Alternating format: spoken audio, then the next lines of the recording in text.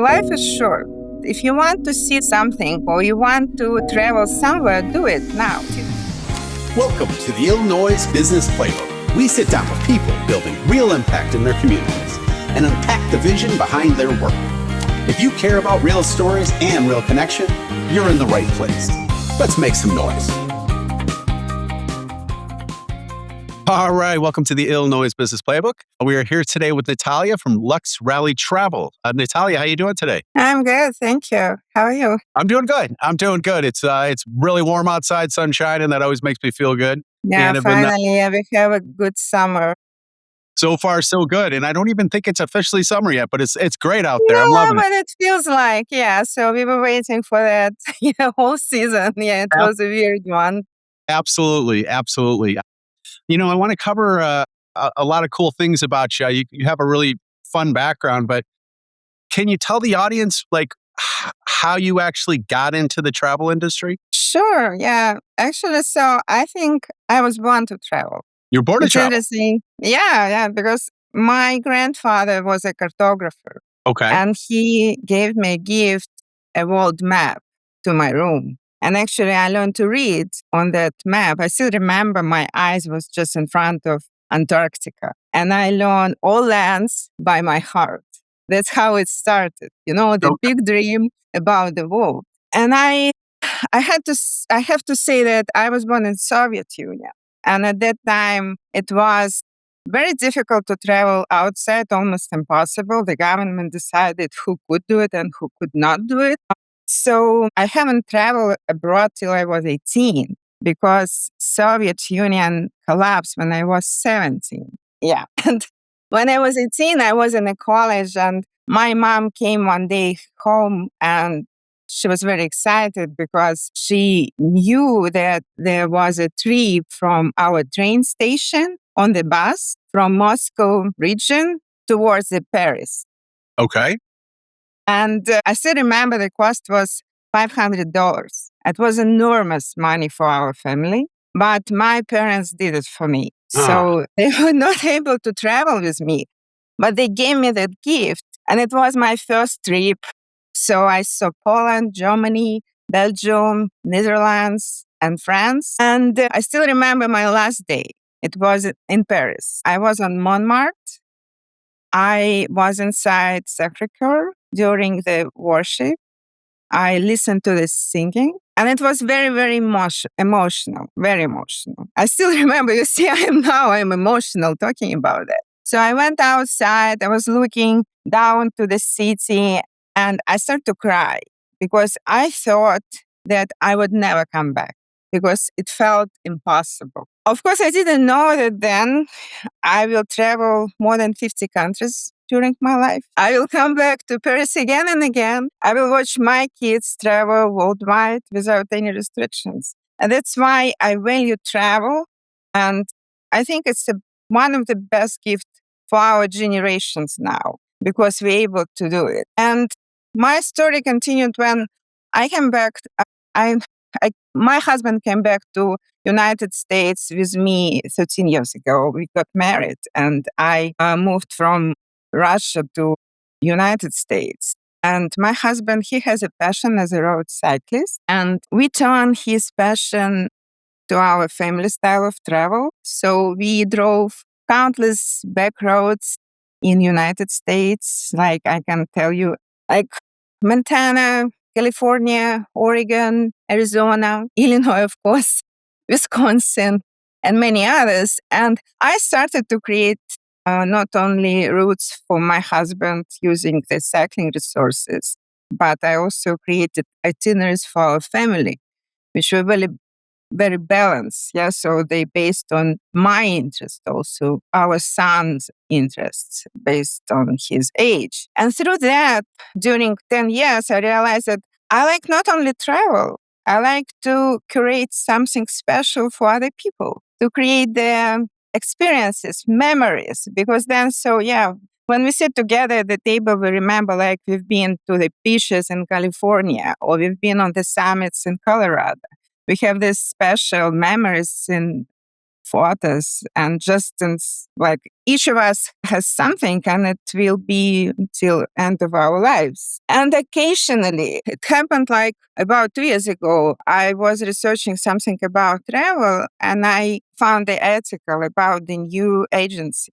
It was an article in Forbes. Was very interesting, and it was a link like they were looking for travel advisors. So I applied. I went through interview. I passed training exam, got my license, and I started my journey as a professional travel advisor. That's how it happened. That's beautiful. A couple questions for you. So first off, as you've traveled abroad, is there a place or two that stands out as somewhere that's something that people should prioritize, maybe making sure they visit? My personal favorite place, if I think about cities, Rome, but it's very personal. Very personal. When I close my eyes and I think about the city, I see all this street with layers of history. And I remember travel with my oldest son. I have two boys. And I remember time I spent with parents. So that's why my answer would be I can't tell you exactly where you should go until I know what you need, what you like, what your personal style. So because I can give you like answer, okay, Tokyo is trendy. Yeah. So like Italy always is trendy, Greece, Portugal, many places. But exact answer is based on the person. So that's the approach I use in my business. And this is why I like the company I found because all our principles are based on the customer. So we listen to the people and we find what they're looking for. Or if they even don't know, we help them to understand what would be their best experience. Some people want to just relax on the beach because they're very busy professionally and they want a break. But some people, like for example, my husband, he can't imagine laying on the beach. He needs to push his pedals. He needs a challenge. He needs to reach the summit. So that gives him this break outside of his professional life. Now, regarding your husband, he's a fan of bikes. Is that correct? Yes. What kind of bike? What kind of big bike does he enjoy, Natalia? It's a road cycling. So he owned not just one. And I supported. So a month ago, he bought a new bicycle. Okay. And this bicycle is a special one because this bicycle is dedicated to one of the famous Italian cyclists. It was his dream. And when he told me, I said, yeah, you should do it. You should do it. And he was not sure, but I said, you should do it because life is short. Yes. And if you can't do it now, don't postpone it. If you want to see something or you want to travel somewhere, do it now. You never know. It's the same like what my parents did for me when I was 18. My mom came and said, we could not travel. Maybe one day it will be again impossible. Go now. It's your chance. That's beautiful.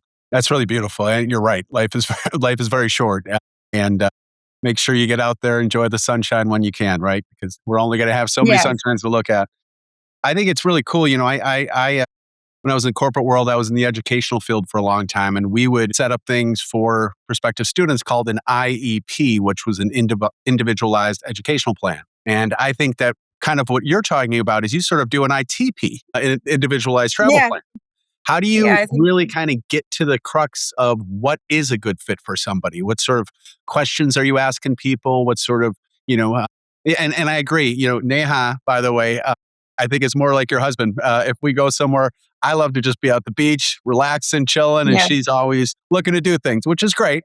She gets me out of my comfort zone and gets me to experience things I wouldn't typically experience. But how do you kind of break down what's a good fit for somebody when you set that travel plan up? Yeah, I talk to people, I listen to people, and the more I know them, so it gives me better ideas. So sometimes I have requests that people just come and say, okay, so we want this and this, we want to book this hotel, we want this type of tours. But very often I have a request, like even people, like one of my recent clients, they already book hotels, but they were struggling to create the itinerary because the group is 9 people.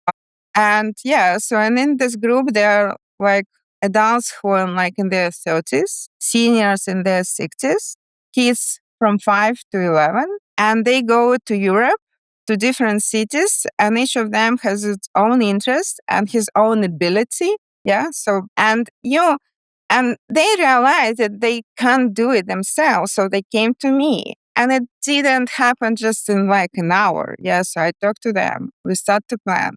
Now it's, I would say, weeks, and it's still working on it to complete because like we realized, okay, so one of the family member wants to see the very popular religious side, but another, like the kids probably will be not very excited about it. So we try to Sure. split the group. Yeah. So yeah. So the more I work with people, I more understand what they need. I have some clients who with me like already for their sixth trip.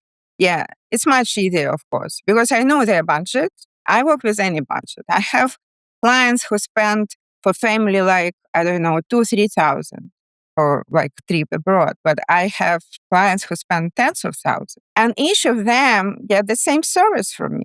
So it doesn't matter how much is your budget, because my approach, I try to find the best. So and I never say no. Like I have people come and say, "Oh, we have so small budget. Can you help us?" I say, "Sure, let's do it. Let's find a tour which is not very expensive, but it will be what you are looking for." Or if like clients have a luxury or ultra luxury budget, our company is the best actually in this segment. I know exactly what restaurant it fits their, kind of, I don't know, interest and taste. Yes. So like I have now a couple, they're going to Rome. Of course, they want the Michelin star restaurant. But I have another couple who are going to Rome and they want just a good pasta place. And I know these places because I have been to these places. So yeah, I don't need even to research them. Like yesterday was a very good example. I was in the book club and one of our book club member, she will go to Paris and we start to talk and she said, "Oh, I like to eat dark." I said, "Oh, I know the perfect place. Everything made of dirt. I will tell you this name." Like this is my expertise. Yeah. So, and this is answering your, like turning back to your question. So, how I do it. So, I try to look at the personality and interest and I listen. Like, thank you. Yeah. So, I listen to people and that give me the idea what can fit them. So, it's the same like the people go to Mexico and they have the teenager. I would never tell them go to the one resort which will be flooded with, I don't know, like 5 years old kids. He will be bored there. So I need to match the place where will be the same kind of, the same age kids. Yes, so will be like beach club, or will be a movie club, or will be some other activities. And at the same time, the parents will not babysit him and the parents will be not upset that they spend like money for vacation, which was not excited for their kid. Now, I know that my wife met you through Daria from Desserts Without Regrets. I think she was Yeah, having some sort of yeah, networking event, and then you went to do a yes. presentation and stuff. Just really quick, how did you meet Daria? We love Daria here on the Ill Noise Business Playbook. Yeah, so we both used to live in Russia. Yeah, so we are Russian speaking community, and we met in the community like now I think it's 6 years ago. We both were in the Chicago Russian School. It was a big community center, and I was working as a operational director at the time. And Daria came with her family, with her kids for the Sunday classes, and my son was also in one of the class with her son, and so we just started to meet because of kids. And finally, so we realized that we can be good friends. We are now, I think, much more connected than our kids because so we live not in the same neighborhood. Yeah, I live in Evanston. She lives in Gilbert. So yeah, so it's like Little we hike. meet. Actually, we will meet next week Right. again. So That's great. And yeah. so, do you? Is that a priority for you to go to different events so that you can speak to them, or are you involved with networking groups? Like, how do you kind of get the word out as far as what? Yeah, yeah. So when I started to do professional travel business, so I joined a lot of communities, book clubs, women networking groups, and you know what? At the first, I thought, yeah, it's very good for finding potential clients. But finally, So I realized that it's much more than that. Because it's all about the connection with people. And through that events, I found also a lot of new friends. That's Just the beautiful. people, yeah, whom I share the same values, interests, and whom I enjoy speaking. And sometimes so we meet just outside of these events. We just like stop by for coffee. We just call each other, texting each other, shared our experience, news about ourselves, our families.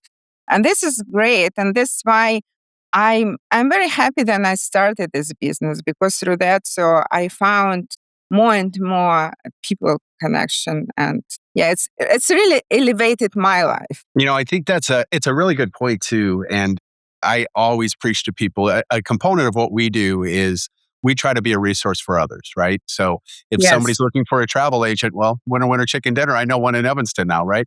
But I think if people kind of go to a lot of networking events, not just to maybe acquire a customer per se, but to learn about what people do, to establish those relationships, then you're establishing trust, and then you can really sort of point people in the right direction. And I think it really just kind of helps add more equity to what you're actually doing. You've been doing travel now for how long, Natalia? 2 years. 2 years. No, if you mean the professional business, yes, it's 2 years now. 2 years. So if you could go back, what have you learned in the last 2 years that you wish you would have learned quicker to be able to apply to what you're currently doing now?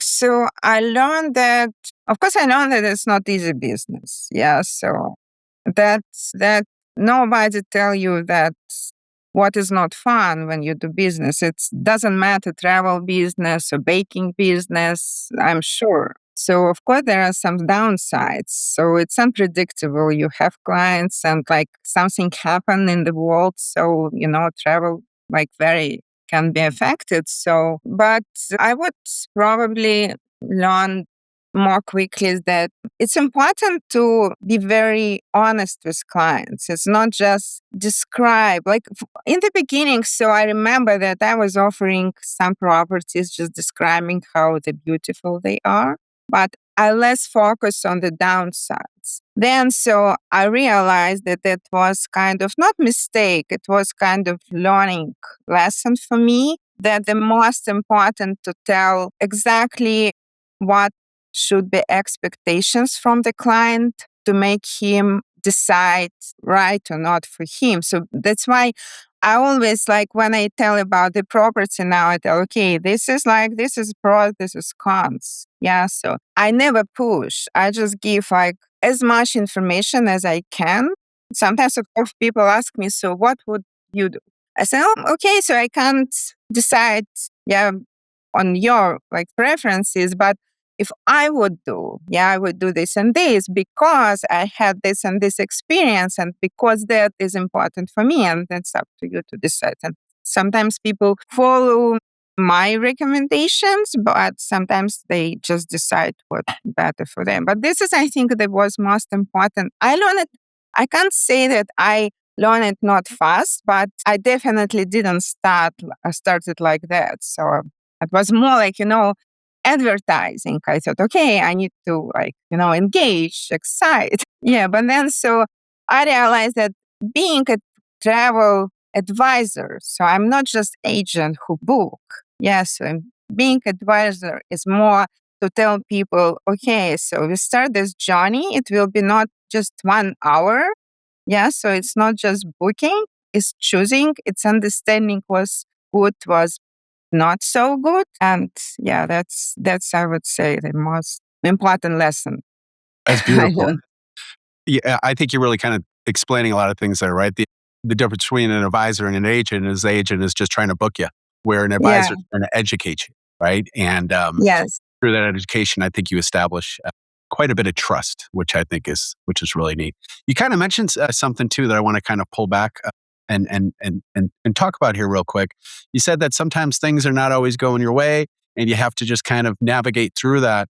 What are different ways that you can that you yourself handle stress and manage stress to make sure that you are even keeled for the people that you're serving? Sometimes I just do break. Yeah. So because sometimes you just need to they push this pause button and just okay to switch to something else. It's like, in the famous book, so I will think about it in the morning. I like it. Okay. Sometimes we don't have to deal with it. We can kind of take a break, take a little pause, and then come back to Yes. it later, right? Yeah. I Yeah. think that's really beautiful.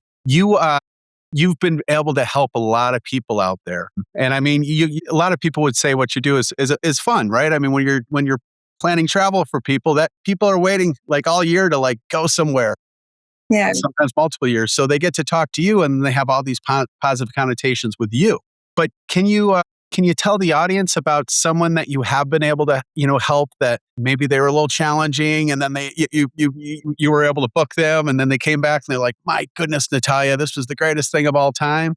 But just when we have those challenging days, and I was involved with sales for 20 plus years. When you have those challenging days, you have to remember that person that put a smile on your face, so it can kind of keep you going when things aren't doing so great. Yes. But can you remember somebody that has really sort of stood out to you, that you've been able to help and kind of put a big old smile on your face? I have many examples. Okay, try to give me Yeah. one, two at the most, Natalia. Like I had one couple, I remember last year, so they went to this kind of anniversary trip, and I learned a lot during our conversations, and they chose the property where I have the personal connection. That's also like a value of mine, because sometimes people think they book online and that's it. But when you arrive and the reception tell your name or give you the welcome drink with the your favorite cocktail, Sure. yeah, it's different.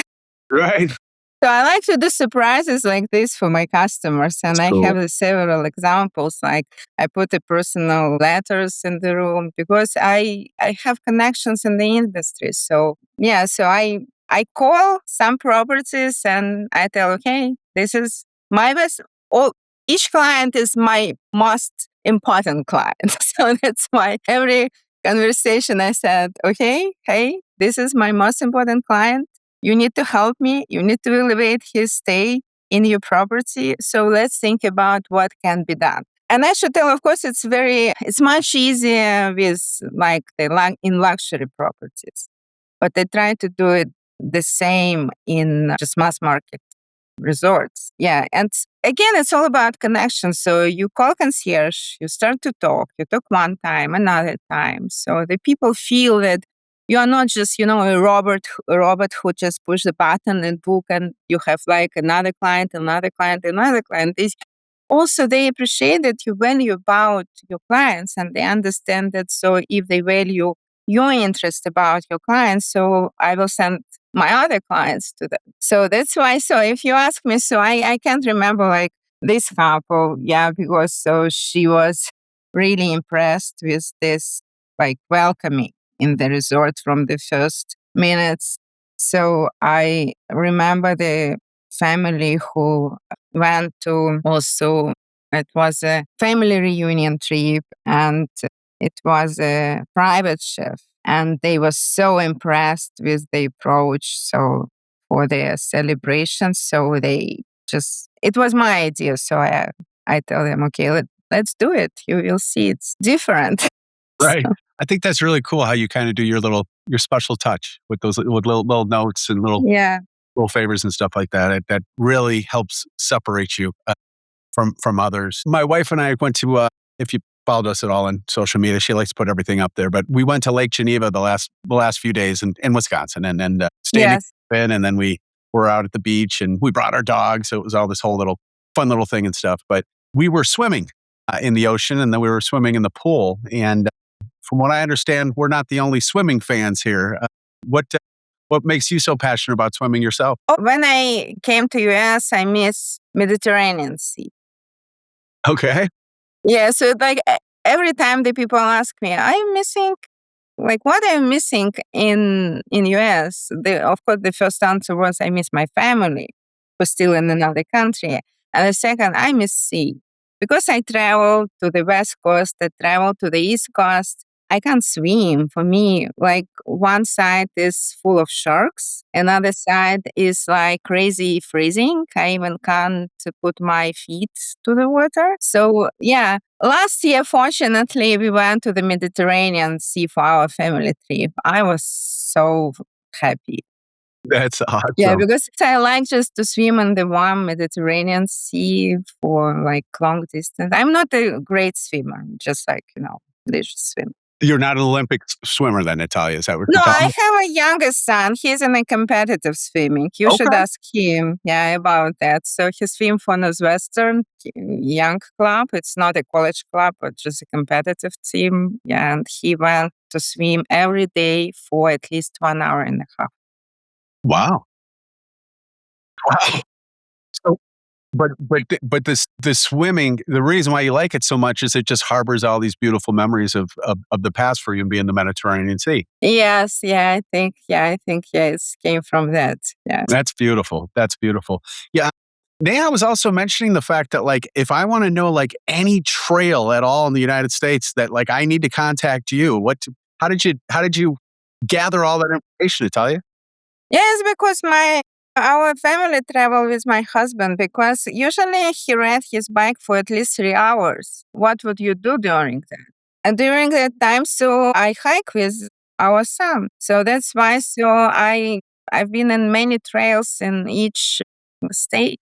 Yeah, because when it started, the technology was not so developed like now. You can imagine that 10 years now it's a big time frame.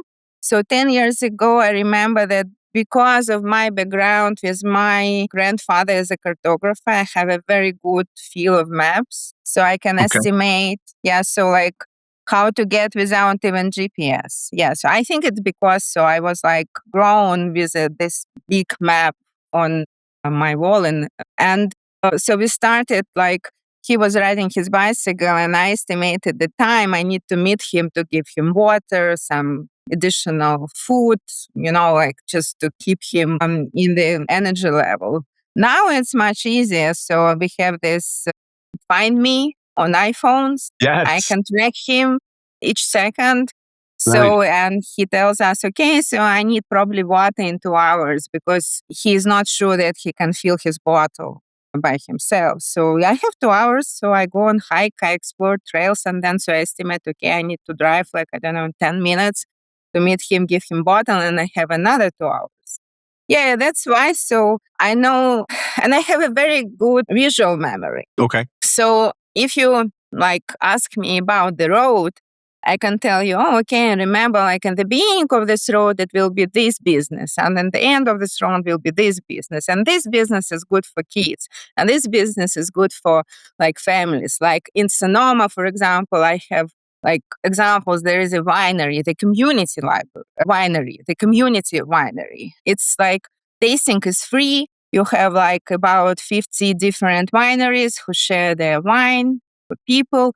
And it's a good spot for adults to just to walk in, have a glass, and have a very meaningful conversation about wine. Yeah. So, but if you drive like, I don't know, 5, 7 minutes, it will be best bakery in Sonoma County, and you can buy the beautiful pastry for your kid and enjoy together. Yeah, Yes. It's it's beautiful. it's all personal experience, of course. That's why. So when people ask me, "What is your value as a travel agent or the travel advisor?" Yeah, like now I can book myself everything. I create myself everything. So, hey, have you been to these places? No, I've Right. been. You have. So And I and you know how it is. So I can give you some very good perks, tips, advices. Yeah. you're really, this all comes full circle with you and those maps, and it kind of really shows why you're doing what you're doing now and you're so passionate about what you're doing.